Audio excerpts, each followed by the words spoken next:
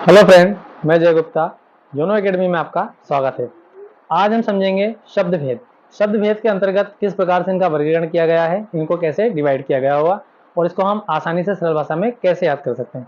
पहले तो मैं आपको ये बताना चाहूँगा कि ये जो यहाँ पे आपके सामने जैसे लिखे हैं, ये एड परीक्षा में ऐसी कैसी पूछे जाते हैं। कैसे? शब्द भेद का वर्गीकरण इस प्रकार से किया गया है। पहले नंबर पे है आपका उत्पत्ति, स्रोत या इतिहास के आधार पे 5 प्रकार से इसको बांटा गया है। व्युत्पत्ति, रचना, बनावट के आधार पे 3 प्रकार से, रूप या प्रयोग के आधार पे देखें तो अपन 2 प्रकार से और अर्थ के आधार पे देखें तो 4 प्रकार से इनको बांटा गया है। तो परीक्षा में बिल्कुल ऐसी कैसी आपको देखने को मिलेंगे क्वेश्चन कि बताइए स्रोत के आधार पे शब्द भेद को कितने भागों में बांटा गया है। तो आपको इन्हें याद करना है क्योंकि ये संख्याएं ऐसी दी रहती है, बस हमें यहाँ कंफ्यूजन होता है, तो हमें इनको ऐसी कैसी याद करना। अब हम देखते हैं उत्पत्ति या इतिहास के आधार पे जो 5 प्रकार से बांटा गया है, इसको थोड़ा सा हम समझते हैं। इसमें यहाँ पे दिया देखिए, जैसे इसको 5 प्रकार से बांटा गया है। पहला होता है इसमें को तत्सम से, दूसरा तद्भव, देशज, विदेशज और शंकर शब्द। ये 5 प्रकार से इनको यहाँ पे बांटा गया है। तो तत्सम और तद्भव की परिभाषा और जो हमको समझना था वो इसकी पहली क्लास में हमने इसका वीडियो डाला है, आप इसको वहां से देखिए, बहुत इजी तरीके से समझाया गया है। इसके आगे अब देखते हैं देशज।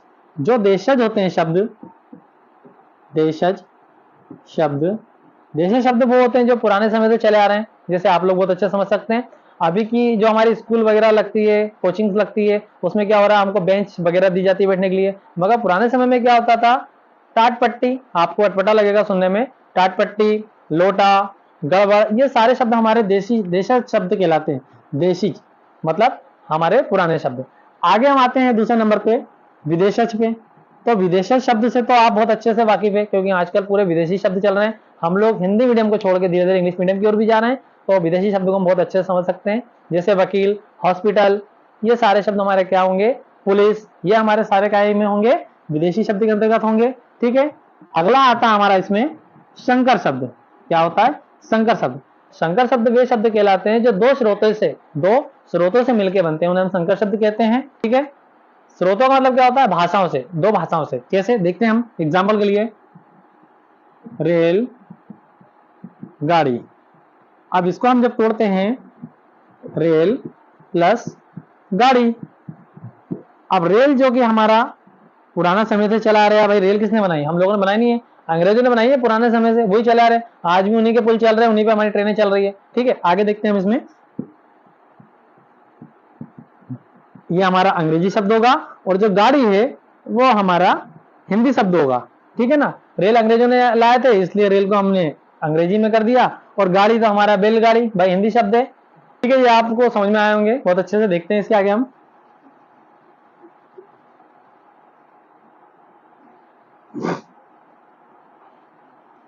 अब देखते हैं हम व्युत्पत्ति या रचना या बनावट के आधार पे क्वेश्चन। यहाँ पे आपको जो है और लगा के क्यों लिखा गया, क्योंकि परीक्षा में कभी ये पूछता है बना के, कभी ये बोलता है, कभी ये बोलता है, इससे क्या होता है कंफ्यूजन पैदा होता है, इसलिए यहाँ पे परीक्षा में से पूछे जाते हैं। ठीक है, अब देखते हैं हम रचना के आधार पे जो होते हैं वो हमारे कितने प्रकार के होते हैं, 3 प्रकार के होते हैं। ठीक है, रचना के आधार पे कितने प्रकार के शब्द होते हैं, हमारे 3 प्रकार के होते हैं। कौन कौन से होते हैं? रूढ़,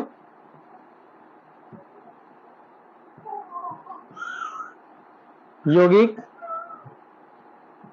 और योग रूढ़। ये 3 प्रकार के हमारे होते हैं, रूढ़, यौगिक, योग रूढ़। अब रूढ़ शब्द इसको क्या कहते हैं, इसकी परिभाषा क्या होगी?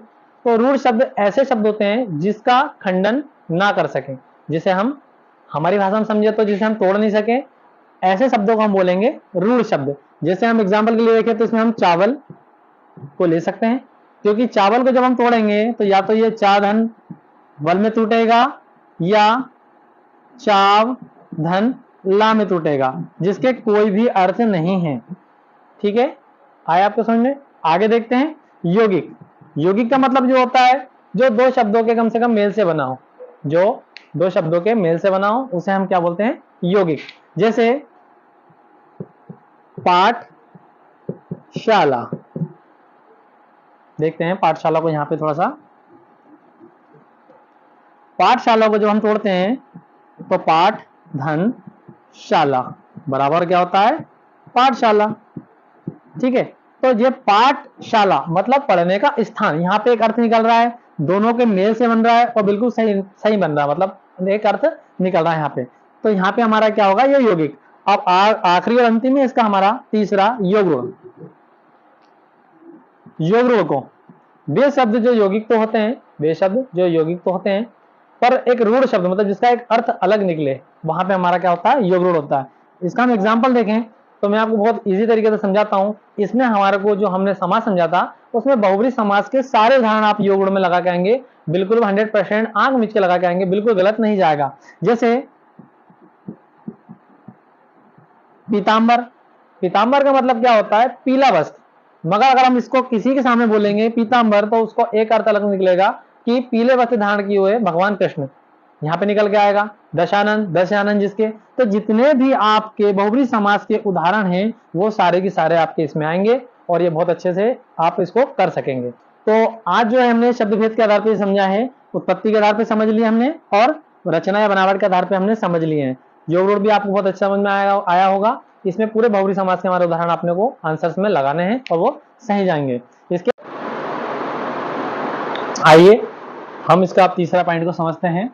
रूप के आधार पर, रूप के आधार पर या प्रयोग के आधार पर पूछता है कि शब्द कितने प्रकार के होते हैं, तो वो होते हैं हमारे दो प्रकार के होते हैं। कौन कौन से होते हैं, एक होता है विकारी शब्द और दूसरा होता है अविकारी शब्द। ये क्वेश्चन भी काफी बार परीक्षाओं में पूछे गए हैं, लगभग ऐसा ही सब इंस्पेक्टर के पेपर में तो कई बार ये क्वेश्चन रिपीट हुए हैं। इसको हम देखते हैं अच्छे से। विकारी शब्द, अब विकारी शब्द से ही उसके नाम से हमें क्लियर हो रहा है विकारी शब्द का मतलब क्या होता है, जो ऐसे शब्द जो लिंग वचन और कारक, ऐसे शब्द जो लिंग वचन और कारक में, अब यहाँ लिखा है विकार, विकारी मतलब परिवर्तन लाते हैं, चेंज लाते हैं, वो हमारे विकारी शब्द कहलाते हैं। किस किस से, लिंग वचन और कारक से। अब इसकी परिभाषा देखें हम अविकारी शब्द की, तो ऐसे शब्द जो कि तो प्रयोग में लिए जाते हो जिसमें कोई परिवर्तन ना हो लिंग वचन कारक के आधार पर। ठीक है, अब इसको देखते हैं। विकारी जो शब्द होता है उसके अंदर कौन कौन से आते हैं। इसके अंतर्गत आती है संज्ञा, सर्वनाम, विशेषण और एक होती है क्रिया। ये हमारे विकारी शब्द के अंतर्गत आते हैं। संज्ञा किसे कहते हैं, यह आप सबको बहुत अच्छे से पता है। किसी व्यक्ति वस्तु स्थान के नाम को हम संज्ञा कहते हैं, है ना। इसके एक आध एग्जाम्पल देख लेते हैं। जैसे आप लड़का बोल दो, राम बोल दो, किताब बोल दो, ये सारे हमारे विकारी शब्द के अंतर्गत। सर्वनाम, सर्वनाम में क्या होता है, तुम, ये, वे, मैं, है ना। आगे देखें हम विशेषण, विशेषण क्या होते हैं, जो विशेषताएं बताएं। जैसे नीला, लाल, अच्छा, बुरा आदि। अब क्रिया में क्या होते हैं, सुबह से शाम तक जो बताया आपको मैंने, सुबह शाम तक हम जो क्रिया करते हैं सारे दिन भर, वो हमारी क्या होती है, क्रिया कहलाती है। जैसे आना, जाना, खाना, पीना आदि, ये हमारे होते हैं। तो ये हमारे शब्द होते हैं विकारी शब्दों के अंतर्गत, ये चीजें आती है।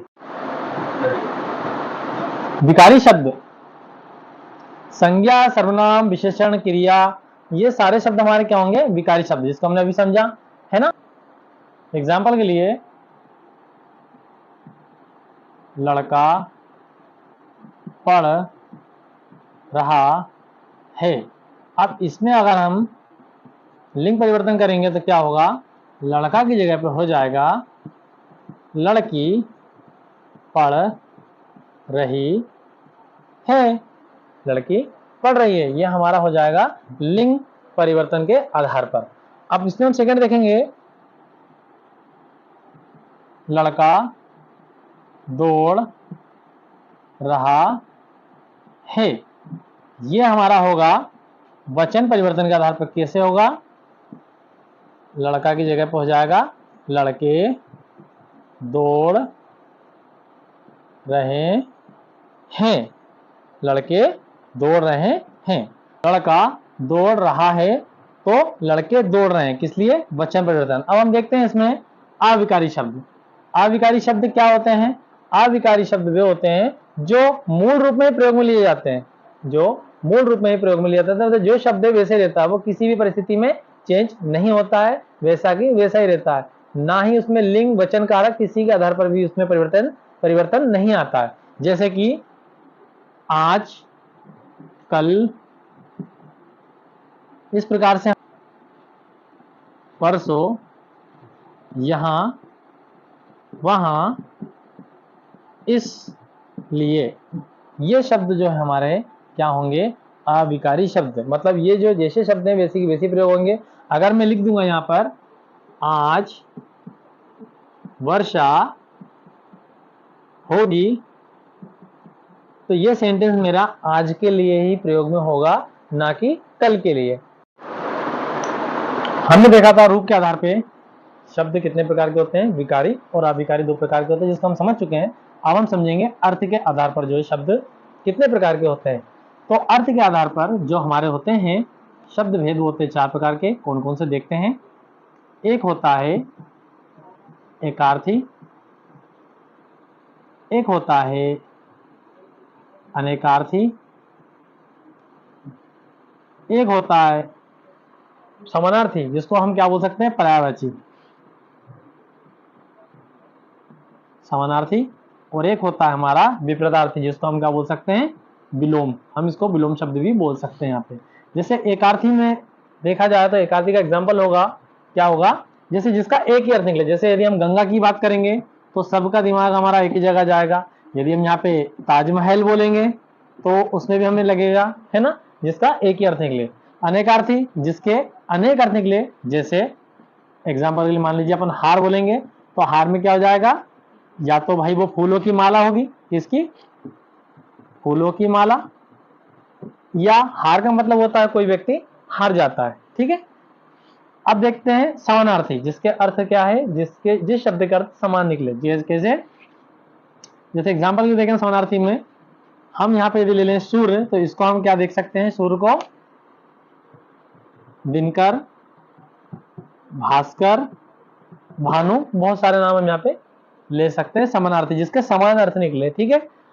इसके बाद देखेंगे हम अंतिम वाला, जिसमें होते हैं हम विपरीतार्थी शब्द, जिसको बोलते हैं विलोम शब्द। उसमें हम कर सकते हैं दिन का रात, जय का पराजय।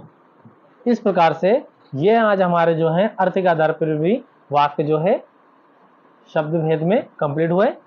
ये जो हमारा चैप्टर था आज, ये वाला आज पूरा कंप्लीट हुआ। यहाँ पे और भी जो टॉपिक है, जो भी इंपॉर्टेंट होते हैं, वो हम आपके लिए लेके आएंगे, जो परीक्षा में बिल्कुल इंपॉर्टेंट होते हैं, जो आते ही रहते हैं। इसके आप बने रहें और लाइक और सब्सक्राइब कीजिए।